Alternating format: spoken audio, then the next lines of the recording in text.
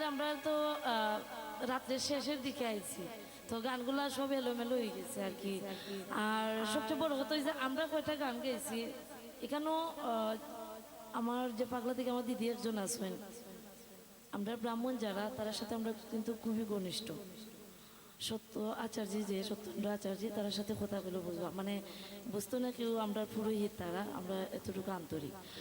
তো আমরা কয়টার সময় আইছি, কয়টার সময় গান শুরু করছি, এগুলো হয়ে আসলে আমরা লজ্জা দেব না সাথে, মানে বিশেষ করে মিউজিশিয়ান পাই তার সামনে।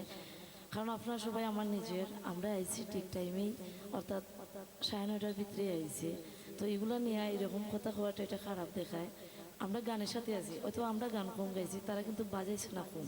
সো এটা হইয়া তারা কষ্ট দেওয়া, আমরা তারা রিকোয়েস্ট করতে পারি, আমি একজনের রিকোয়েস্ট করতে পারি ভাই একটু কষ্ট করেন, কিন্তু তারারে আমরা এটা বলতে পারি না কয়টা গান গাইছেন কী করছেন। তারা তো বাজাইছেন ঠিকই, তারা তো কম বাজাইছেন না, অর্থাৎ 11টা দিকে তো তারা বাজাইরা।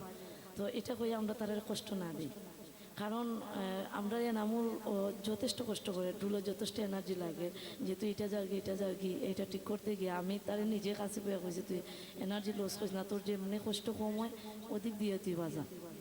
কারণ আমি আমার নিজের থেকে বেশি আমি তারার চিন্তাটা করি, তারাই দিয়ে আমরা গান, আমরা সাউন্ড যারা আছে ভাই তারাই দিয়ে আমরা গান। তো আমরা সবাই নিজের ওইটা বিষয় না, আমি যেহেতু মেয়েরা লইয়া যাইমু আমরা টার্গেট 6টার সময় বাড়াইতাম, কারণ আমার সবসময় আমি চিন্তা করি যাতে রাস্তাঘাটে সমস্যা না হয়। তো ধর্মঘটে লাগি সত্যি আমরা টেনশন হওয়ার সময় অনেক ফোন দিয়ে আইছি, আমরা যে ড্রাইভার আছে অনেকগুলা তার টিপও বাদ দিচ্ছি এটার কারণে, এবং অনেক জায়গায় ফোনও দিছে যে কটার সময় আমরা ছাড়তে পারবো। আমরা ড্রাইভারের ইচ্ছা আছে 7টায় বাড়াইতো, আমরা বুঝলাম 6টায় বাড়াইতাম। তো হে কিন্তু আমি ঘুমো থাকবো, ওই 7টার সময় আমার ডাক দিও, ওইটা লাগে। আমি আন্তরিকভাবে দুঃখিত যদি আমার কাছ থেকে আপনারা কোনো কষ্ট পাইয়া থাকেন, আপনারা মানে ক্ষমা দৃষ্টিতে দেখবা। নিলে আমার ভাই, তার মামার বাড়ি মানে আমার মামার বাড়ি, রিয়েলি মানে অতটুকু আমি আমার হাজবেন্ডের সাথে তার এতটুকু ঘনিষ্ঠ সম্পর্ক, খুবই লাভ করি তারে আমরা।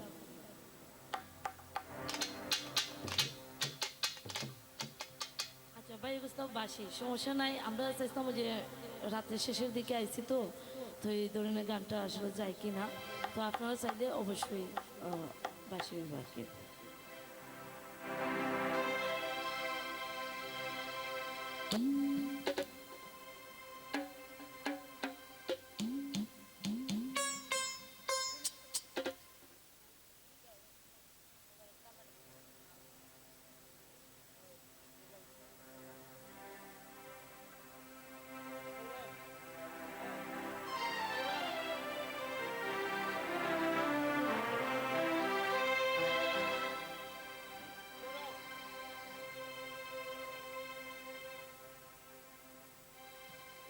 অজয় রাধা রাধা রাধা বলে,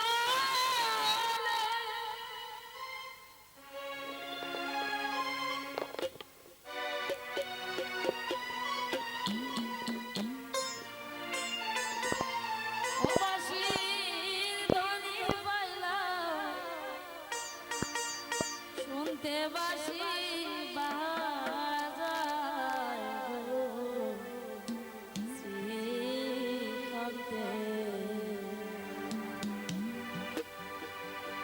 সংকেতে বাঁশি বাজায় গো শ্রীকান্তে,